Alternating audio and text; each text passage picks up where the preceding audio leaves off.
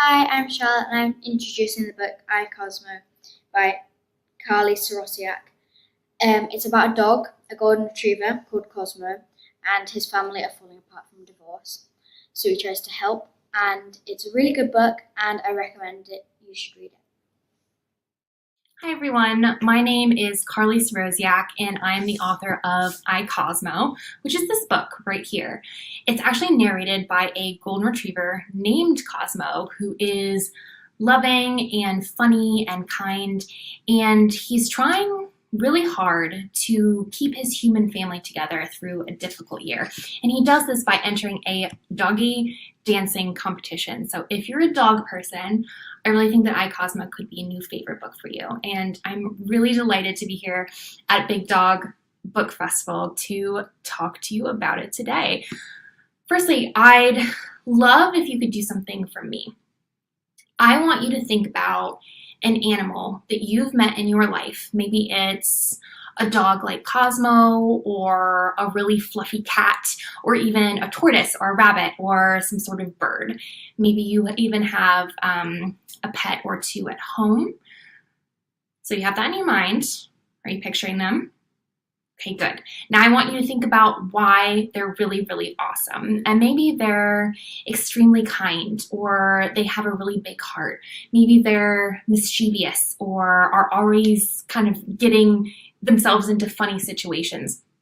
And these are a lot of things that I think about when writing, and especially when writing I, Cosmo, because I grew up with a golden retriever called Ralphie. Ralphie was enormous. So when I was 13 years old, he was almost as big as I was, and he had this incredible smile. And not many people know this, but actually dogs can laugh, and Ralph had this really, really wonderful like ho, ho, ho laugh, and he was always getting into all sorts of trouble. Like, for example, in the book, Cosmo starts sniffing something, and he's kind of like, what is that smell? And as it turns out, it's goose poop. So Cosmo starts digging and digging and digging and digging in the dirt and trying to find out more about that smell. Well, as you can imagine, he makes quite a mess. So then he eats the evidence. He eats all the dirt. And that is actually a true story. So one day, my dog Ralphie dug a bunch of holes in the backyard, and then he munched up all the dirt. So he was really, really silly. And I think you can take inspiration from all sorts of things that happen in your life, especially when it comes to animals. So if you have a really special animal in your life, could you write a story about them? Could you imagine yourself as a cat named Mittens or a dog named Ruffles? How would you walk? How would you pounce? How would you trot? How would you describe that? Authors think about all of these things.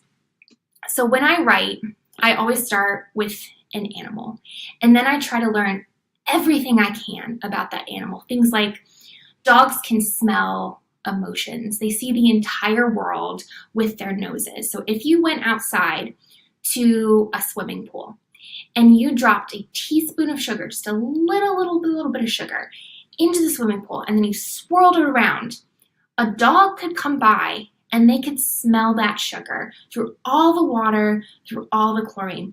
That's how good their noses are. And I learned other things, like rats can giggle. they're really ticklish. And wombats, which are kind of like these really giant guinea pigs, they actually poop in perfect cubes. And I love that fact. And when I was researching iCosmo, I also got to learn a lot about doggy dancing competitions.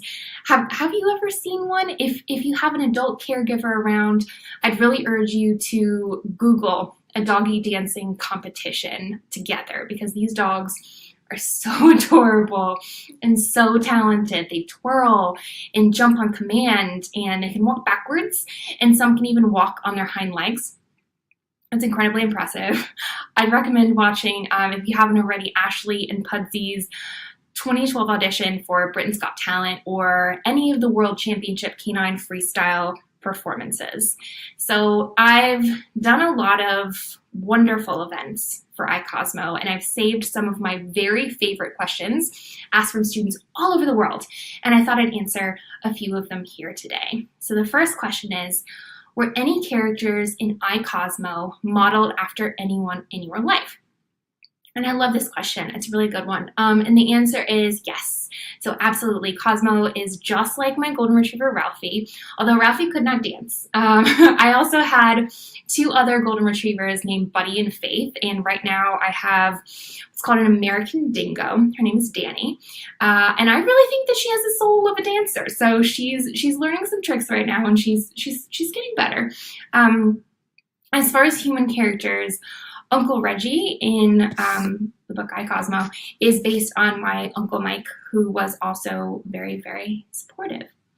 So the next question is, what made you decide to become an author? I have always wanted to tell stories. So I wrote my first novel between the ages of 9 and 12, which might be the age of some of you listening right now. And I was so enthusiastic about it. I worked on it almost every day. And at the end of the 4 years, I read it back as a whole, and I realized that it had almost no plot. It was just a bunch of people really happily riding around on horses all day. But even so, even though it didn't really have a lot of the traditional elements of a story, I knew then that I had the power to finish something. So if you want to write a book one day, or if you want to write a book now, it's important to practice starting things, and it's important to try to finish things. Just try your best. I'd start really small. So maybe just start with a few sentences. Maybe you could describe an animal that you really love. Maybe you could even just describe the way their fur looks, and then you can build it up from there. Lots of authors might start with plot or the storyline, kind of the nitty-gritty of actually what's happening, and they want to develop it. But you could also start with a character like Cosmo. You can start with a dog, you can start with a cat, or maybe you could start with a landscape like your own backyard, back garden, your living room, or maybe even, something you've just completely made up, a magical kingdom. Or you could start with an idea. And the big thing is to start with an idea that really, really excites you. So during the day, I teach creative writing students at the university. And I always encourage them to think about, when do you know that an idea really excites you? Like, how do you know? And maybe you think of this idea and you just start laughing. Maybe you start giggling, or you can't stop smiling when you think about it. Like maybe you're washing the dishes or riding the bus and the story is just constantly playing in loop in your mind. And it's a little bit different for everyone. So maybe you'd like to write a story, but you have trouble coming up with ideas. So here's what I do. You can ask the question, what if? And one of my favorite authors is a writer called Neil Gaiman, and he tells this brilliant story about the question, what if? And I'm going to do my best to repeat it for you right now. So to begin with, werewolves. If a werewolf bites you on a full moon, you will also turn into a werewolf. Okay, so that's a pretty common fact. We've got that. If a werewolf bites you in a full moon, you will also turn into a werewolf. But what if on a full moon, a werewolf is absent-mindedly chewing on a chair, like this chair, for instance, does that chair transform too? Does it become a chair wolf? And what would a chair wolf look like when it morphs? Would I be sitting in this chair when the full moon is rising and kind of the legs of the chair are getting hairier and hairier? How would the chair wolf move? Could it chase you up the stairs? And all of these questions, all these wonderful scenarios that come from just asking that one question. And again, if you have the opportunity to hear Neil Gaiman speak, he tells this story much better than I do. But I did the same thing for Cosmo. I asked myself the question, what if? What if a dog thought that he was responsible for saving his family? What if he really, really wanted to dance? What if he loved his boy so fiercely that he couldn't stand to be apart from him? And if you are stuck, if you want to be a writer, continually ask yourself the question, what if? Another question I've been asked about iCosmo is how long did it take me to write it? All in all, with drafting this book and then all the editing that came afterwards, iCosmo took me about a year, but every book is different. So the book that I wrote after Cosmo is called My Life as a Cat, and I wrote the last third of the book in 3 days. I was really motivated. But I'm also not always writing. Sometimes I take long breaks and I don't write for many months. Sometimes I end my workday at noon and I watch TV, or I take my dog for a nice walk in the park. It all depends on how I'm feeling and also when my deadlines are. So one of the best questions I've ever been asked is, at any point during iCosmo, did you ever feel like giving up? And the truth is, sometimes having your work out in the world can feel very stressful. So maybe there was a time when you've written something or drawn something or created something and you were a little bit scared to share it with someone. That happens to me too sometimes.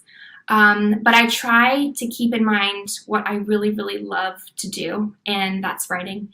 And one of the things about being a writer is that you need to write for yourself and write for what you love, and write what you would want to read. And that's how you keep the joy in it. So occasionally I do have these thoughts of like, oh, maybe I should become a goat farmer, or, go back to school and help animals in another way. But for right now, I really love what I'm doing. And the final question I'd like to answer today is, if you could be any animal, what would you be? And I think very specifically, I'd be my dog Danny, because she's very spoiled and loves to eat peanut butter. And she spends a lot of the day sleeping in sunspots around the house. But I also think it would be super cool to be a flying frog and kind of jump from tree to tree in this kind of massive rainforest canopy. Being an orca would also be really awesome, or an owl or a fox, and it's obviously really difficult to choose. And maybe you could ask yourself the same question, what if you could be any animal, what would you be? Take a sip of water here. So right now we are going to play a little game that some of you may be familiar with, and it is called True or False. So I'm going to give you 4 statements about dogs, just like Cosmo, and I want you to think about it or shout it out if you think that they are true or false. Okay, you ready? Here's the first one. There once was a dog named Bobby the Wonder Dog who traveled 2,551 miles by himself to reunite with his owners who'd accidentally lost him. And I'll say that one more time. There was once a dog named Bobby the Wonder Dog who traveled 2,551 miles by himself on foot to reunite with his owners who'd accidentally lost him. What do you think? Is that true or false? So that is amazing, but true. So if you know American geography at all, he trotted all the way from Indiana to Oregon on his own. Like, how do you even know where he was going? Remember that we talked about dogs and their kind of amazing senses of smell. He was probably following the scent of his humans as they stopped at different gas stations along the way. I just think that that's really amazing and wild, but true. The next statement. A dog's mouth is cleaner than a human's mouth. What do you think? True or false? This one is false, and you might want to think twice before sharing an ice cream cone with your dog. Their saliva and also the inside of their mouths contains different types of bacteria that can be harmful to humans. Plus, dogs like to lick a number of things that we might view as gross. Again, Cosmo ate the goose poop, and there's actually debate whether his mouth is cleaner than a human's in the book, but that is false. Third statement. Dogs rely on Earth's magnetic fields in order to poop. I'll read that again. Dogs rely on Earth's magnetic fields in order to poop. True or false? So this is another strange one, but it is true. So actually, Cosmo does this in the book as well. Like, have you ever wondered why dogs circle around before they poop? It's because they're trying to find the exact right spot. I never knew, but actually, according to one scientific study, they're just very in tune with the earth. So when they're circling, they're actually lining themselves up along the kind of north-south axis. Who knew? Fourth statement. All dogs want to be pet. All dogs want to be pet. This is actually false. So not all dogs want to be pet. You might see a super cute dog in the park and kind of rush over to pet it, but some dogs really like their space and they might find it threatening when strangers approach them. And Cosmo talks about this in the book too. So think of it this way. If a stranger darted up to you on the street and then kind of ran their fingers through your hair, how would you react? Dogs value politeness just as we do. So maybe asking the owner, like, may I pet your dog? That's a good start. Also notice how the dog reacts. If she's licking your hands or loosely wagging her tail and the owner says, go ahead, then it's probably safe. And the final statement is dogs are as smart as a 2-year-old human. Dogs are as smart as a 2-year-old human. Is that true or false? So that is true. And in some ways, they're actually even smarter. So in Moscow, there are some dogs that have actually taught themselves to ride the metro, like the tube in London. And they commute with humans in the morning, or they did before COVID, kind of entirely on their own. So no collars, no leashes, no people. They're just a bunch of strays navigating this complex underground system from memory, which is amazing. Occasionally they'll hop off for maybe like a gentle head scratch, and then they'll hurry aboard to explore new places. And I think that Cosmo probably believes he's as smart as these dogs. So I'm actually going to go ahead and read you just a few pages from the first chapter of I, Cosmo to give you a bit of sense of Cosmo's intelligent voice. This year, I'm a turtle. I do not want to be a turtle. His tail's between his legs, Max notices, cocking his head. Worry spreads across his wonderful face.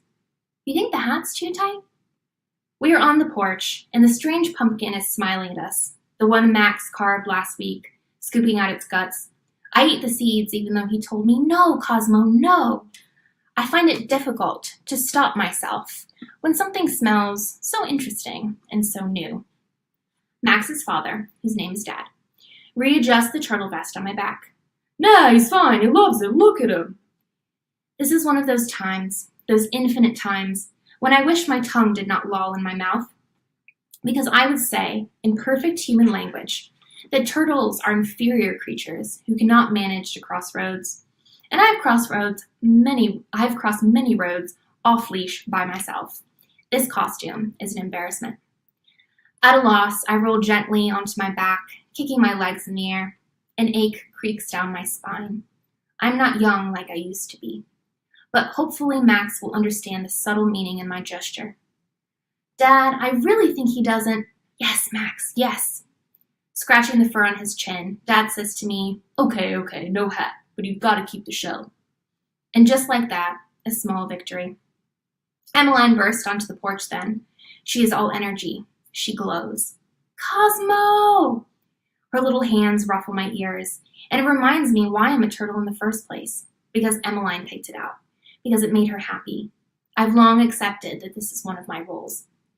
Max grabs Emmeline's hand and spins her around like they're dancing. Her purple superhero cape twirls with the movement. Last week, I helped Mom make the costume, guarding the fabric, keeping watch by her feet, and every once in a while, she held up her progress and asked me, "What do you think, Cosmo?" "A wonder," I told her with my eyes. "It is a wonder." "Shouldn't we wait for Mom?" Max asks. He is dressed in dark colors, patches on his shirt, and I suppose he's a cow or giraffe, although I do not like thinking of him as either. Giraffes are remarkably stupid creatures, and Max is very, very smart. He can speak 3 languages, build model rockets, and fold his tongue into a 4-leaf clover. He can even unscrew the lids off peanut butter jars. I'd like to see a giraffe do that. Dad replies, "She's late, don't want to miss out on all the good candy." Max says, "I just think," but Dad cuts him off with, "Ready, Freddie," which he is fond of saying, despite the fact that Max is called Max. After a pause, the 4 of us set off into the bluish night. Our house is a 1-story brick structure with plenty of grass and a swing set that only Emmeline uses now. Paper lanterns line the driveway, lighting up the cul-de-sac. The fur on the back of my neck begins to rise. Halloween is the worst night of the year. If you disagree, please take a moment to consider my logic. 1. Most Halloween candy is chocolate. My 4th Halloween, I consumed 6 miniature Hershey's bars and was immediately rushed to the emergency vet, where I spent 4 hours with an incredible tummy ache. 2. Young humans jump out from behind bushes and yell, "Boo!" This is confusing. One of my best friends, a German short-haired pointer, is named Boo. 3. Clowns. 4. Golden retrievers, like myself, are too dignified for costumes. I'm not entirely opposed to raincoats if the occasion arises, but there is a line. For example, Mom bought me a cat costume once, and I have yet to wholly recover from the trauma. 5. The sheepdog is let loose. And the sheepdog, if you've read Cosmo, becomes a huge part of the story after this. And if you haven't read Cosmo, you just have to read on to figure out what happens next. But it has been a huge pleasure speaking with you today about Cosmo and my journey with this book. And now I have some challenges for you. And you can tackle any or all of these follow-up activities, and they're all writing prompts, and they're really great for stretching your imagination. So the first activity is to write 3 to 5 sentences from the perspective of an animal, any animal. Think about how that particular animal would view the world. Would they use their sense of sight or maybe their sense of smell? And if you'd like to write more than 5 sentences, go ahead. Number 2 is to write 10 sentences about someone who discovers an animal in their back garden. And at first, it looks like a normal animal, but then it does something extraordinary. So for example, maybe that fox in your back garden is actually magical. Maybe he can fly. And activity 3 is to free write. So write for 10 minutes about the first thing that pops into your mind. And you might want to even answer the question, what if? On the website from my publisher, Nosy Crow, you can also find 3 wonderful activity sheets for Cosmo. You can take a canine quiz, do Cosmo's woof search, and you can even draw your own perfect pet. So what would your dream pet look like? I hope that you enjoy these activities. And again, thank you so much for listening, and happy reading.